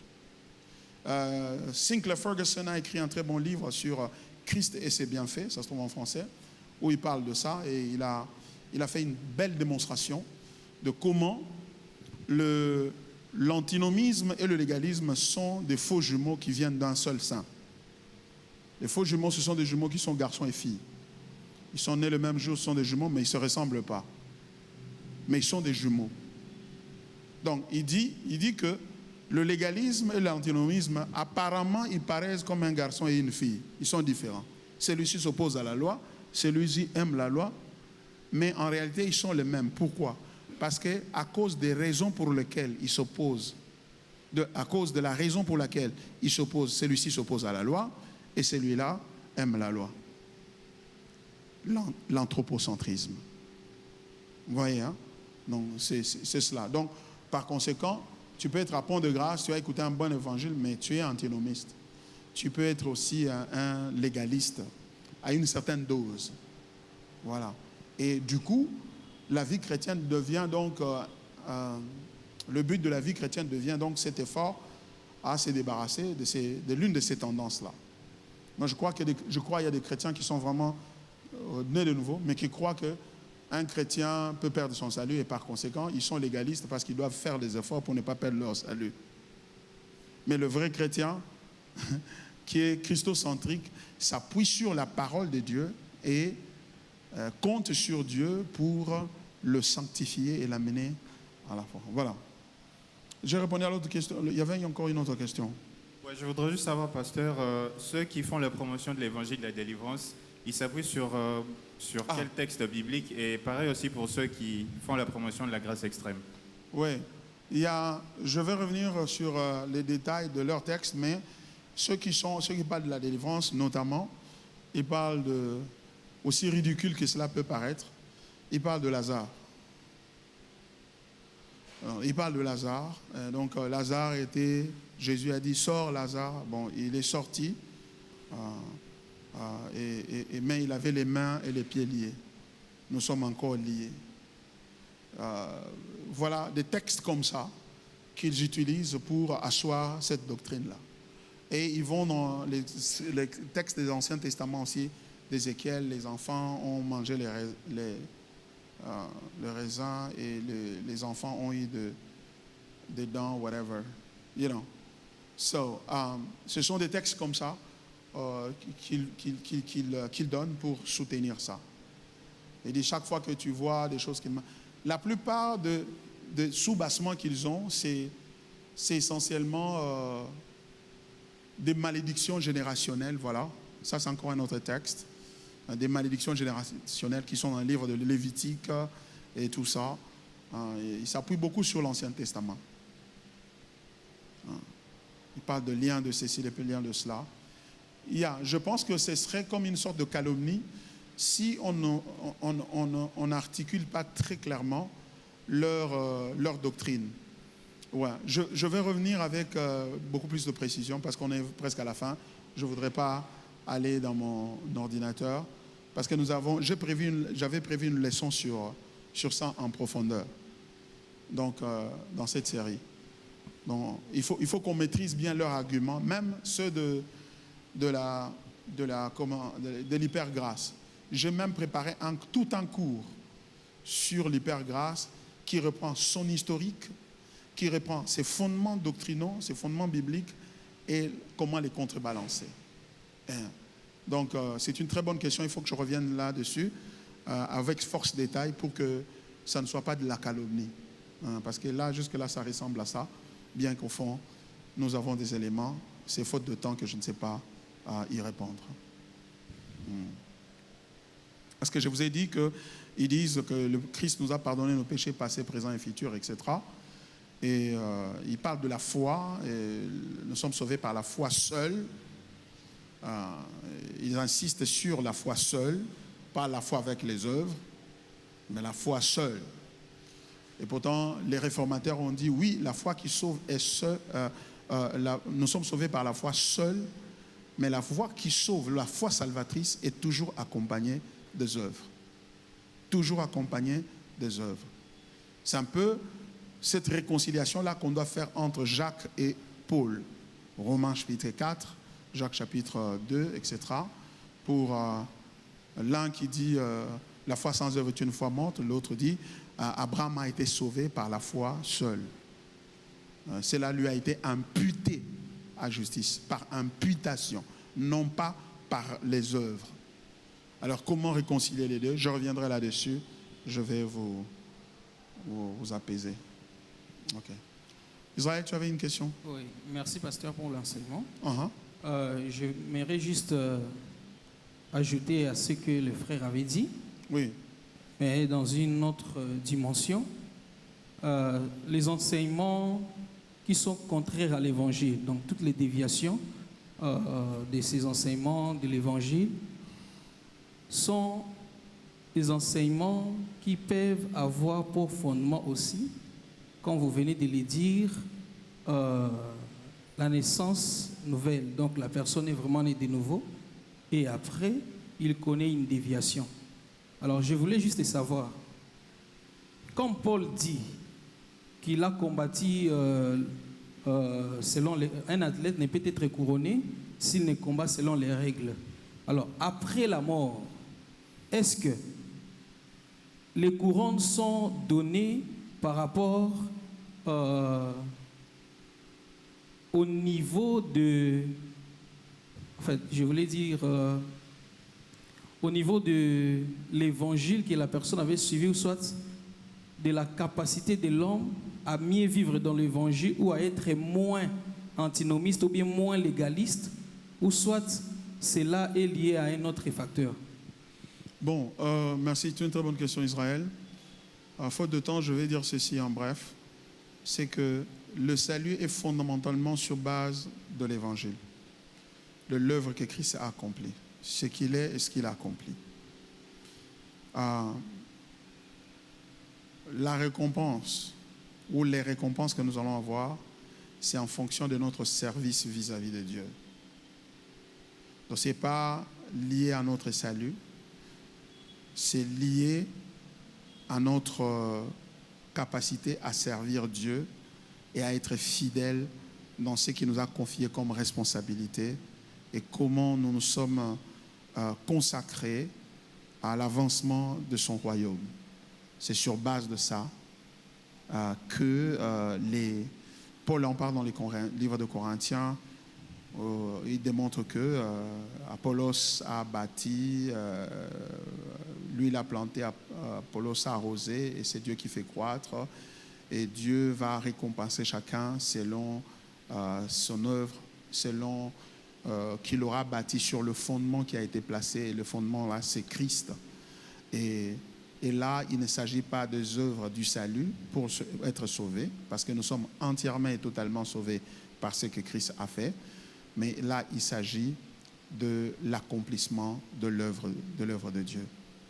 Par conséquent, chaque chrétien est censé servir Dieu parce qu'il a reçu des talents et un appel pour lequel il devra rendre compte et pour lequel il va être récompensé. Je ne sais pas si ça aide. Vas-y. J'aimerais revenir sur ce que vous avez juste exposé sur la glorification, donc la gloire de Dieu. Quand quelqu'un est totalement dans l'évangile, donc dans sa vie, dans tout ce qu'il fait, il essaie de travailler pour la gloire de Dieu. Alors celui-là peut ou n'est pas peut-être être totalement consacré à l'œuvre de l'Église, entre guillemets, cela veut dire au temple. Il est peut-être dans un seul département et il œuvre dans ce domaine-là, mais dans sa vie, comme Paul le dit, quoi que vous mangez, quoi que vous buvez, quoi que vous fassiez, faites tout pour la gloire de Dieu. Et dans chaque domaine de sa vie, il fait ces efforts-là, soit par le Saint-Esprit, il arrive à avoir toujours, donc, à manifester la gloire de Dieu. Alors j'aimerais savoir, c'est quoi la différence en fait? C'est dans les domaines de la gloire de Dieu ou soit dans les services du temple. Merci. Que vous mangez, que vous buviez, que vous fassiez quoi que ce soit, faites tout pour la gloire de Dieu. Eh bien, c'est dans votre vie, c'est-à-dire la motivation pour laquelle vous faites tout ce que vous faites. Vous le faites pour la gloire de Dieu. Dans votre façon d'élever vos enfants, dans votre façon de gérer vos affaires personnelles, dans votre façon de gérer vos relations avec les autres, dans votre façon de gérer votre pureté intérieure, faites tout pour la gloire de Dieu. Même dans la façon de servir Dieu, faites tout aussi pour la gloire de Dieu. Cependant, en ce qui concerne servir Dieu, ce que vous faites là pour Dieu, Dieu ne va pas oublier ça, il va vous récompenser. Donc, la gloire, la recherche de la gloire de Dieu est le dénominateur commun à tout ce qu'on fait. Mais maintenant, il y a un domaine dans sa vie où on fait des choses, les choses qui appartiennent au ministère, les choses qui appartiennent à servir au dessein de Dieu, qui appartiennent à servir Dieu dans l'église, par exemple. Hein? Eh bien, pour ça, vous allez être récompensé.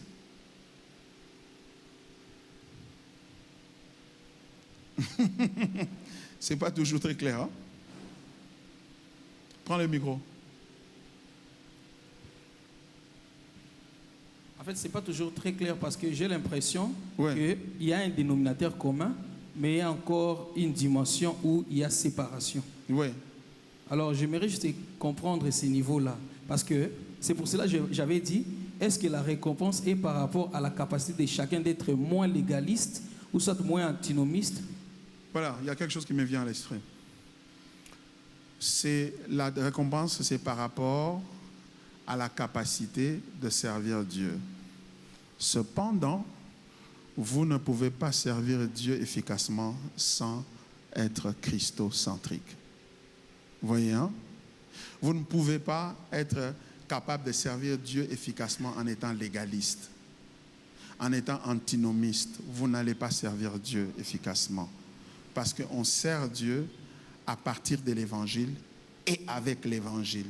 Et l'évangile que vous avez connu, que vous avez embrassé, mais que vous êtes capable de vivre et de démontrer au jour le jour au travers de votre vie.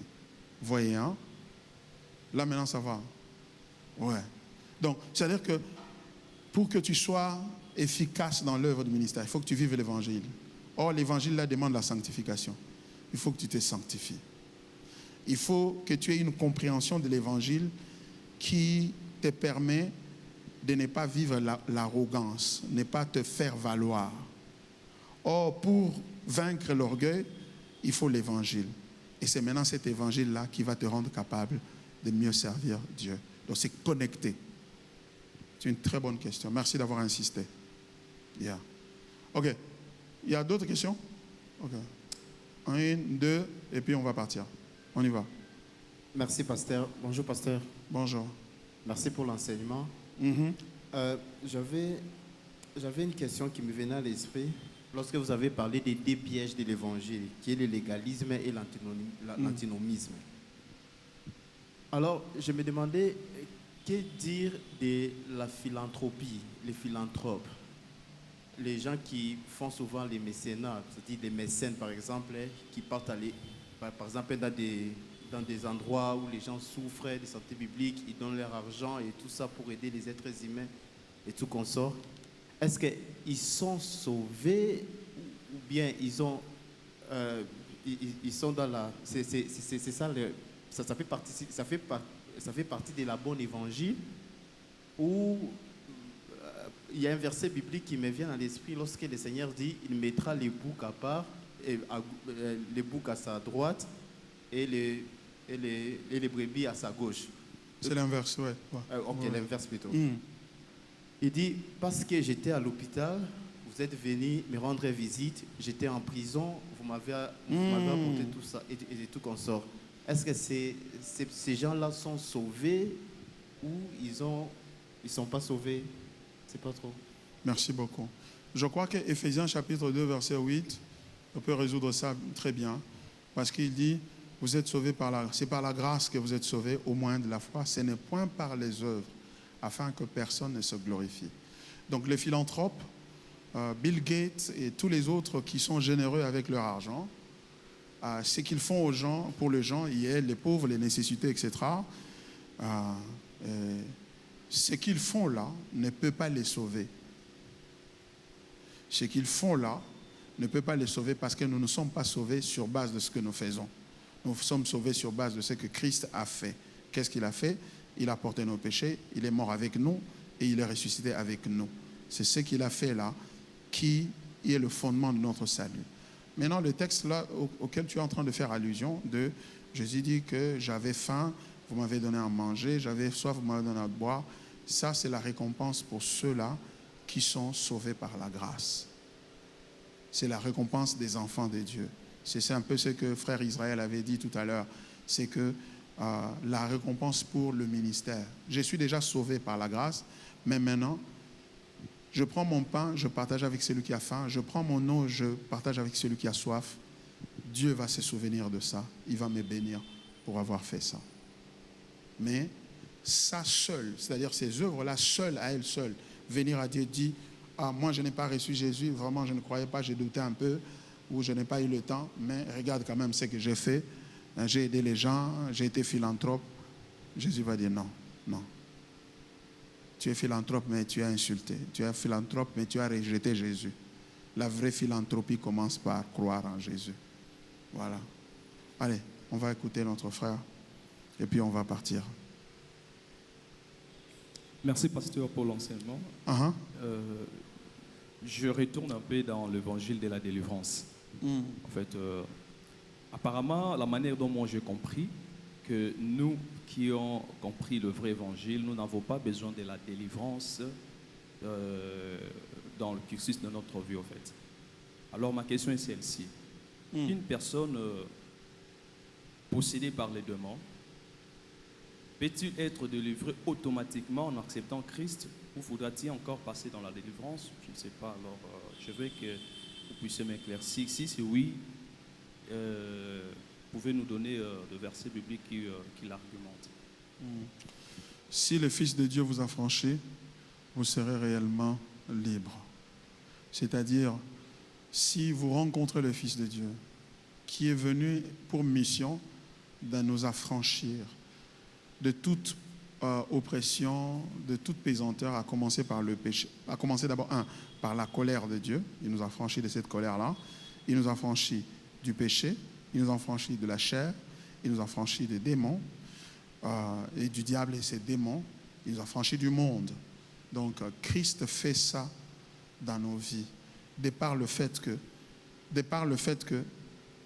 le texte, le livre de Colossiens dit, il nous a transportés du royaume des ténèbres vers le royaume du Fils de son amour. Oui, de être sauvé, c'est être transporté du royaume des ténèbres au royaume de lumière. C'est-à-dire, le salut est égal délivrance. Le danger qu'il y a dans cette articulation-là des amis de l'évangile de la délivrance, c'est que ça amène le légalisme. C'est-à-dire que tu crois en Jésus, maintenant tu dois commencer à travailler pour ta délivrance. Cela présuppose que tu n'es pas encore transporté du royaume des ténèbres à la lumière. Tu es encore dans le royaume des ténèbres. Il faut maintenant te battre fort pour couper les liens, annuler leurs malédictions et leurs histoires. Comme ça, petit à petit, tu peux courir et entrer dans le royaume de Jésus. Vous voyez? Mais l'évangile nous montre que être sauvé, c'est être confronté, c'est être transformé et être réformé. Tout se passe au même moment là. Vous voyez, hein? Mais s'il s'avère qu'on est ici, on est en train de prier, quelqu'un tombe, il a des démons en lui. Nous avons chassé les démons. Nous allons chasser ces démons-là. Nous allons gueuler sur ces démons et nous allons les chasser. Donc, chasser les démons, ce n'est pas diabolique. Nous pouvons chasser ces démons. Et quand nous terminons ce travail-là, nous disons à cette personne-là, voici l'amour de Dieu. Il t'a donné Christ. Veux-tu croire en Jésus aujourd'hui? S'il croit, il est sauvé. Bon. Et nous le recommandons aux mains du Seigneur. Ces esprits-là ne vont plus revenir en lui. Vous voyez, hein? Donc c'est un peu ça. On va s'arrêter là pour aujourd'hui. Merci beaucoup. Ma soeur, tu peux reprendre le micro pour terminer. Est-ce qu'on peut acclamer le Seigneur? Que Dieu soit béni pour ces